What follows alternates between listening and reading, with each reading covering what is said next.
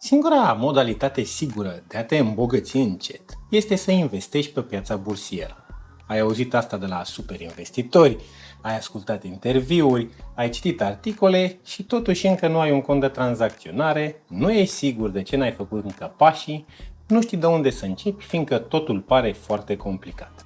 Sunt Cristian Lohofătu, finanțist, antreprenor și Ironman.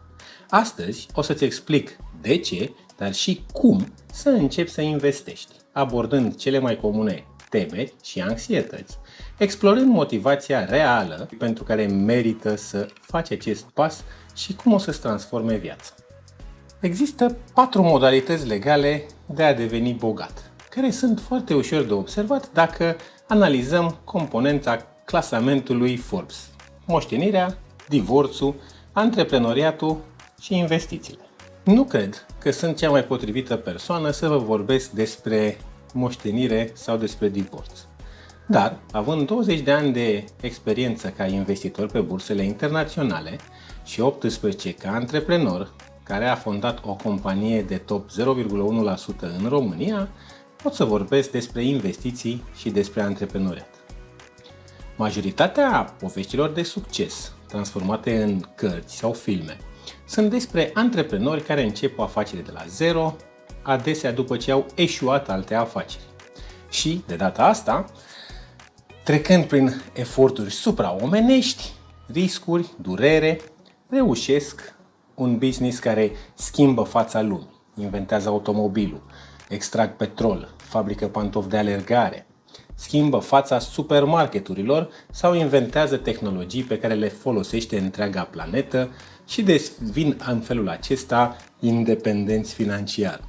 Dar nimeni nu vorbește despre cele 90% de companii care eșuează în primii 5 ani de la început. Sau despre celelalte 80% care eșuează în etapa următoare de creștere. În România, durata medie de viața unei companii este de 10 ani, iar 99% dintre companii nu realizează afaceri de 1 milion de euro. În țara asta există 140 de companii care cresc de 20 de ani, inclusiv Bitnet. Antreprenoriatul înseamnă un angajament enorm de timp, suflet, energie, dar și o doză uriașă de noroc, cel puțin sub forma absenței evenimentelor catastrofale. În schimb, a deveni milionar pe bursă, investind lunar sume mici pe o perioadă lungă, este relativ simplu. Începi de vreme, aloci 200 de euro pe lună unui ETF care se așteaptă să crească cu 10% anual și în 40 de ani o să ai 1 milion de euro. Ăsta este efectul celei de-a 8-a minune a lunii, dobânda compusă. Desigur, nu e neapărat ușor să economisești 200 de euro pe lună, dar poate puțin mai târziu va fi ușor să economisești 500 sau poate 1000 de euro pe lună, astfel încât să scurtezi timpul de 40 de ani. Dacă în loc să te gândești la tine, te gândești la copilul tău și iei alocația lui lunară de aproximativ 60 de euro, mai pui tu încă 25 de euro de la tine și investești lunar la Bursa de Valori București până când ai copilul împlinește 18 ani, asta îi va genera un capital de aproximativ 100.000 de euro pentru momentul când își începe călătoria de adult.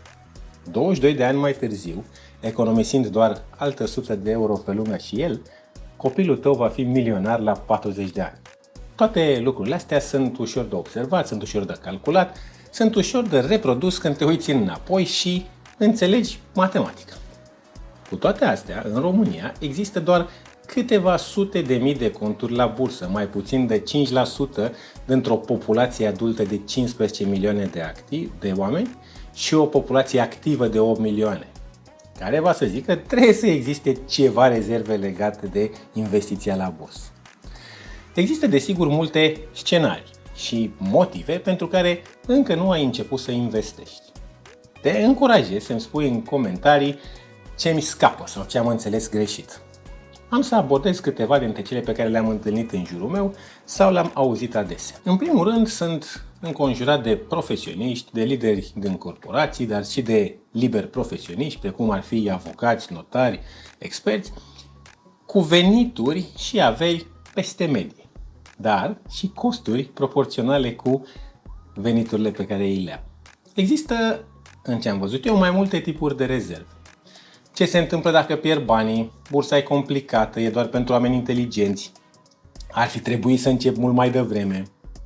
Dar și comentarii răutăcioase de victim mentality, precum dacă faci avere și n-a să te bucuri de ea. Uite, era unul care a fost CEO la Apple, avea toți banii din lume și a murit de cancer. La ce bun să strângi bani dacă o să ai la momentul când ești bătrân și lipsit de energie? Prea multă vorbă despre bani, trăiește-ți viața astăzi. La mine banii nu stau cât să investesc, nici nu văd salariu. Mă întreb oare de ce mi-l mai livrează în cont.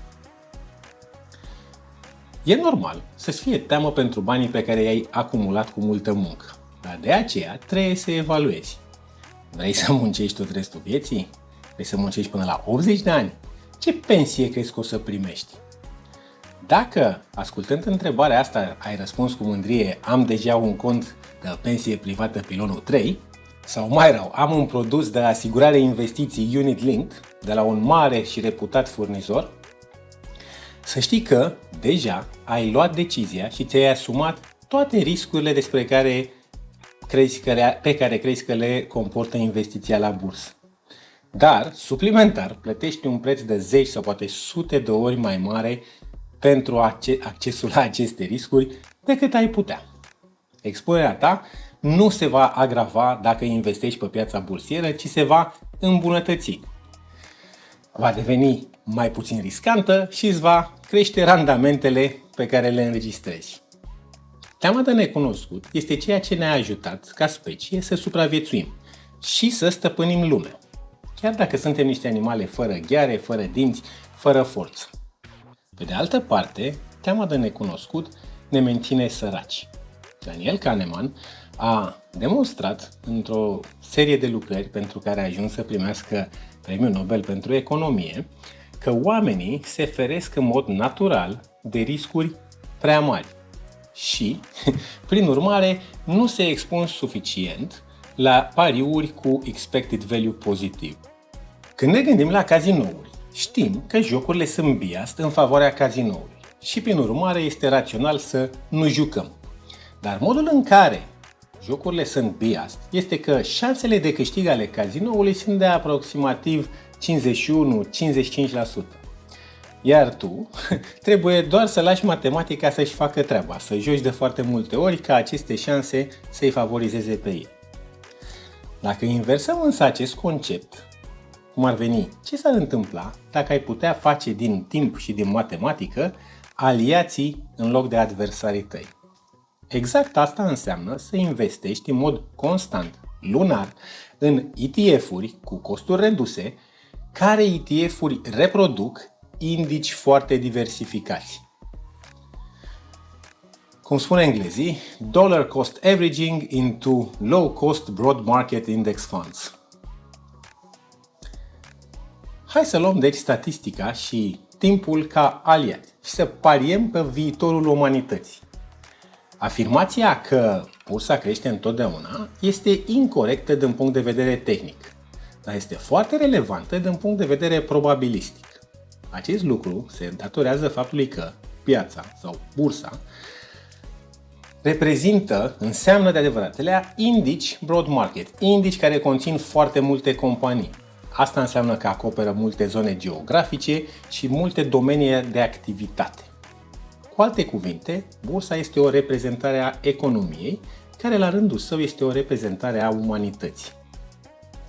Nu poți să știi astăzi ce haine vor fi la modă peste 1, peste 3 sau peste 20 de ani. Dar poți să fii sigur că oamenii vor continua să poarte haine. Poți să fii sigur că cei care produc haine, precum și cei care produc țesături, cei care le transportă hainele, cum ar fi companiile de curierat sau companiile de transport maritim, vor continua să aibă de lucru și, prin urmare, vor obține în continuare profituri. Nu știi astăzi exact ce diete vor fi la modă peste 3 sau 5 ani, dar poți să fii sigur că oamenii vor continua să mănânce, iar producătorii agricoli vor avea cerere. La fel, producătorii de alimente sau magazinele de retail. poți să fii sigur că vom continua să folosim tehnologia, mașinile, aerul condiționat, scaunele, saltelele. Nu trebuie să știi astăzi ce tehnologii sau ce zone geografice vor fi câștigătoare, dar poți să fii sigur că unele vor crește când te aștepți mai puțin și altele vor dispărea. Însă, cum putem, deci, profita de această ignoranță, numită elegant agnosticism, în loc să pierdem bani din cauza ei? Păi simplu, dacă investim în toate companiile din lume, dar există zeci de mii de companii listate, cum aș putea să le cumpăr pe toate cu $100 pe lună? Ei bine, asta este magia ETF-urilor. Exchange Traded Funds, fonduri care sunt tranzacționate și ele pe bursă. ETF-ul este un produs financiar aproape magic, o evoluție la nivelul superior față de fondurile mutuale de investiții. ETF-urile au numai avantaje pentru tine ca investitor. Sunt fonduri de investiții care, fiind tranzacționate pe una sau mai multe burse, îți permit să cumperi și să vinzi unitățile de fond instantaneu, continuu, cât timp este bursa deschisă. Fără a intra în detalii tehnice despre felul cum funcționează ETF-urile, ceea ce poți să înțelegi ușor este că acestea sunt fonduri care colectează bani de la mulți investitori. They pull together these amounts of money și cumpără în mod continuu, proporțional, toate acțiunile care fac parte dintr-un anumit indice, în proporții cât mai aproape de componența acelui indice. Cu alte cuvinte, când eu sau alții vorbim despre evoluția S&P 500, cel mai faimos indice, tu poți obține acel randament de investiții dacă cumperi unitățile unui fond care reproduce indicele S&P 500. Dacă pui 100, 200, 1000 de euro lunar în fond și el combină asta cu milioane de alți investitori, poate în felul ăsta să aibă capitalul necesar pentru a reproduce aproape perfect indicele urmărit și deci rezultatele acestuia. ETF-uri precum VUAA, care urmărește S&P 500, sau IWDA, care urmărește indicele MSCI World, sunt două dintre cele mai utilizate opțiuni cu costuri reduse pentru investitorii pe termen lung, care investitori vor să se diversifice la nivel global și să beneficieze deci de creșterea economică mondială. Poți să investești în indici nu doar americani cum este S&P 500, dar și în indici globali, cum ar fi MSCI All Countries World Index sau FTSE All Countries. Poți să alegi ETF-uri care investesc doar în Europa sau doar în piețele dezvoltate. Există mii de ETF-uri globale, mai multe decât acțiuni efective. Asta îi face pe unii oameni să spună că este o modă trecătoare, o bulă, o manie, un semn că e ceva în neregulă cu piața de ETF-uri.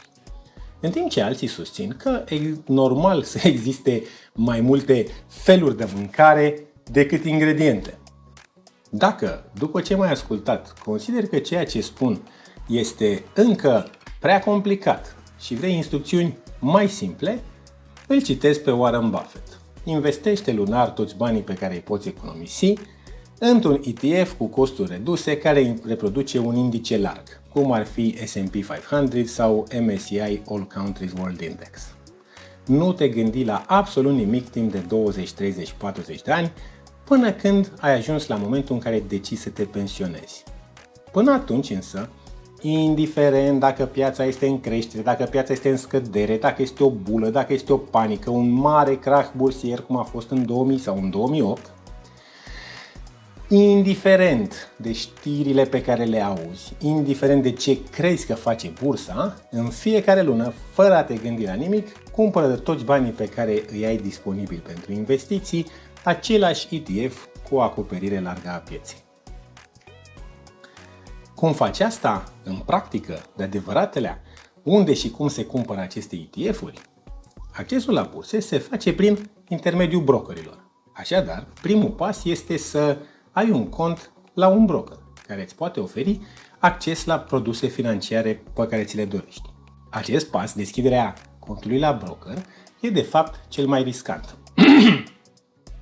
deoarece este momentul în care banii părăsesc contul tău și pleacă către contul unei alte instituții. Teoretic, asta ar trebui să fie responsabilă și capabilă să ți returneze în orice moment la o simplă cerere. Este deci esențial să cauți singur platforme de brokeraj, să citiți site-uri de recenzii, să cauți pe site-urile autorităților financiare pentru a afla care brokeri sunt autorizați pentru o anumită piață. În România găsești lista brokerilor autorizați pe site-ul ASF România. Unii dintre acești brokeri oferă și investiții pe piețe străine. Dacă însă doriți control total și independență geografică, vrei să separi riscul personal de România, atunci este ideal să alegi un broker străin de renume, cum ar fi sponsorul acestui episod, Freedom24. Freedom24 este o platformă europeană de investiții a Freedom Holding Group, un broker internațional listat pe Nasdaq. Freedom24 oferă investitorilor de retail din România și încă 30 de alte țări acces la peste 1 milion de instrumente financiare, inclusiv ETF-uri și obligațiuni, chiar și titluri de stat românești. Acest milion de produse financiare sunt listate pe 15 burse globale importante, cum ar fi Nasdaq, New York Stock Exchange, Xetra sau Bursa de Valori de la Londra. Un aspect important pentru noi ca investitori europeni de retail este faptul că Freedom24 e o platformă complet reglementată în conformitate cu MiFID de către Autoritatea Financiară din Cipru, deci din Uniunea Europeană. Are astăzi peste 400.000 de clienți la nivel global. Mai ales la începutul călătoriei în lumea investițiilor, este esențial să ai o platformă ușor de utilizat, cu comisioane mici și transparente, fără taxe de inactivitate, fără depozit minim și cu acces la o gamă largă de acțiuni reale, cu deținere, cât și ETF-uri pe foarte multe piețe. Verificați platforma Freedom24 folosind linkul din descriere. Vedeți dacă e potrivită pentru voi. Eu, Cristi, am deschis recent cont pentru a fi sigur de ceea ce recomand. Procesul a fost foarte ușor și intuitiv, depunerea de fonduri cât și aprobarea contului au fost aproape instantanee. Produsele disponibile acoperă cu ușurință nevoile oricărui începător. De ce recomand deci Freedom24? Dincolo de faptul că are acces la peste 3600 de ETF-uri, de la cele mai populare la numeroase fonduri care reproduc anumiți indici sectoriali, faptul că avem acțiunile cu deținere și nu tranzacționăm împotriva brokerului prin contracte de tip CFD sau alte instrumente derivate, este exact ceea ce îți dorești ca investitor. Deoarece asta, respectiv investiția pe termen lung în acțiuni sau obligațiuni ale companiilor, este singurul joc financiar care nu este cu sumă nulă. Este singurul fel care poate rezulta creșterea. Este singurul fel în care poți investi și poți profita de pe urma creșterii producției și productivității umanității. La Freedom24 ai asistență în mai multe limbi, de la un manager dedicat care ți este alocat de când ți-ai făcut contul, nu ai conturi ascunse și tranzacționezi direct în piață. Utilizați linkul din descriere pentru a testa platforma și pentru, dacă vă deschideți contul folosind acest link, o să puteți câștiga până la 20 de acțiuni cadou. Detaliile disponibile la Freedom24 Club Cristi Logo 80. Odată ce ați deschis contul de tranzacționare și l-ați alimentat, acesta funcționează la fel ca și celelalte conturi bancare. Aveți acces la banii din cont și poți cumpăra produse investiționale folosind acești bani. Produsele sunt aici acțiuni, obligațiuni, poate opțiuni, ETF-uri, titluri de stat. În afară de asta, nu trebuie să faci nimic altceva decât să respecti cu strictețe ideea de a economisi și investi. Charlie Munger spune că prima $100.000 e cea mai greu de câștigat. Dacă luăm în considerare momentul în care el a câștigat prima $100.000, ajustăm pentru inflație și transformăm în economia românească, vorbim despre 1.000.000 de lei în România de azi. Astfel, fă tot ce poți pentru a acumula primul tău 1.000.000 de lei. Ideal, primul 1.000.000 de euro. Dar, vestea bună e că nu e atât de greu, mai ales dacă te încadrezi în profilul general al urmăritorilor acestui canal. Educat, responsabil și deci cu venituri peste medie. Întrebarea la care trebuie să îți răspunzi este: de ce vreau eu să fiu investitor? Sau mai bine, de ce aș vrea să am 1.000.000 de lei sau $1.000.000? Care ar fi câștigul real în viața mea din treaba asta? Răspunsurile sunt infinite. Când închidem ochii și ne imaginăm viața ideală, fiecare dintre noi vede o imagine diferită. Dar pot paria că toate aceste imagini diferite sunt variații ale unei idei de siguranță, relaxare, libertate și capacitatea de a alege. Odată ce ți-ai clarificat asta pentru tine, o să-ți fie mult mai ușor să alegi în fiecare lună să modelezi corect ecuația fluxului tău personal de numerar. Astfel, cheltuieli lunare sunt egale cu venituri minus investiții.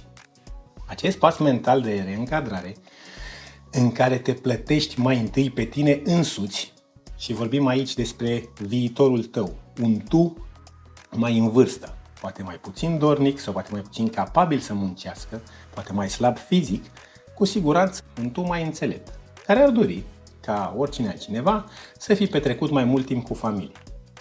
Odată ce ai făcut această reîncadrare mentală, acest pas mental, ei bine, tu vei beneficia enorm dacă tu de astăzi vei pune deoparte bani, astfel încât tu din viitor să poată fi liber și să aleagă cu inima, nu cu stomacul. Și treaba asta e foarte simplă de făcut. Folosește orice calculator de dobândă compusă de pe internet și reproduc calculul pe care l-am descris mai sus. 200 de euro economisiți lunar până la pensionare îți oferă un portofoliu de 1.000.000 de euro, care îți permite apoi o pensie de peste 3.000 de euro pe lună. Indiferent de ce face statul, de țara în care trăiești, de pilonul 1, de pilonul 2, de decrete, de muncesc sau nu muncesc tinerii din generația Z. Dacă în loc de 100 poți investi 1.000 de euro pe lună, ai nevoie de mai puțin de 25 de ani pentru a acumula același milion. Nu trebuie să faci nicio analiză, nu trebuie să te stresezi, doar să economisești cu sfințenie. Modul în care funcționează umanitatea, economia și piețele bursiere face ca investițiile permanente, recurente, să fie mult mai importante pentru tine, astfel încât să nu ratezi cele mai bune zile, indiferent dacă le prinzi sau nu și pe cele mai proaste. Ai grijă să nu faci avere și apoi să nu te bucuri de ea, precum Steve Jobs. Când aud întrebarea asta, când aud comentarii din astea răutăcioase, primul răspuns este: și ce, dacă ai mai puțin bani la momentul ăla când faci cancer, ăla e vreun avantaj? Prevalența curentă a cancerului fatal este de 0,26% la 50 de ani plus. În timp ce numărul milionarilor din România este aproximativ dublu, în condițiile în care oricum nu avem investitori la bursă. Faptul că te apuci de investit nu se corelează în niciun fel cu boile, ba dimpotrivă. Majoritatea studiilor globale arată o corelație pozitivă între avere și longevitate. O altă obiecție ades întâlnită este: vorbești prea mult despre bani, trăiește-ți viața. La ce bun să strângi bani dacă o să ajungi să te bucuri de ei când ești prea bătrân? Warren Buffett a spus odată că există ceva anume ce nu poate fi păstrat pentru când ești bătrân. În schimb, capitalul uman pe care îl ai disponibil pentru a fi transformat în capital financiar începe să scadă de la 40-50 de ani. Cu alte cuvinte, dacă nu ai destul capital financiar până la 50 de ani, înseamnă că va trebui să muncești mai mult, din ce în ce mai mult, pe măsură ce poți din ce în ce mai puțin, pentru a strânge aceiași bani. Amânarea unei părți a consumului astăzi te va ajuta să consumi mai mult în viitor. Pariul pe care îl faci este că amâni astăzi cu city break-uri la Praga, unde stai la 3 stele, zbori cu Wizz Air până acolo și cauți pe YouTube ghiduri cum să nu cheltuiești prea mult, cum să nu te păcălești ca turist la Praga. În schimb, vei renunți la asta, le amâni să consumi treaba asta, pentru a pune în schimb la loc peste 10-15 ani vacanțe în Hawaii la 5 stele sau la Dubai la 5 stele plus, unde zbori cu business. Trăiește o vreme cum alții nu sunt dispuși, pentru ca apoi să trăiești cum alții nu pot. De unde să începi?